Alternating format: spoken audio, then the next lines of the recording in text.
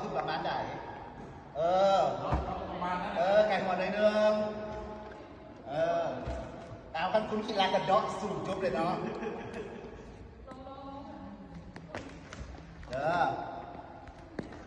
สนิทกับนักบุญกินไก่กัน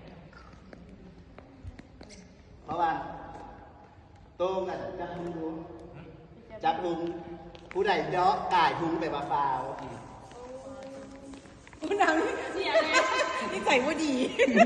มันมาซ้อมก่อนสูงอีกประมาณสมมติ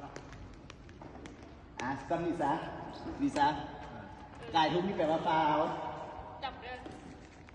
เนาะจะมีทีมงานเขาสังเกตเองเพราะว่าทีมงานเขาสาธิตแล้วทีมงานสูงกว่านั้นในบอร์ดพุงก็ได้ สูงกว่าสาสูงต้องสูงเท่าไหร่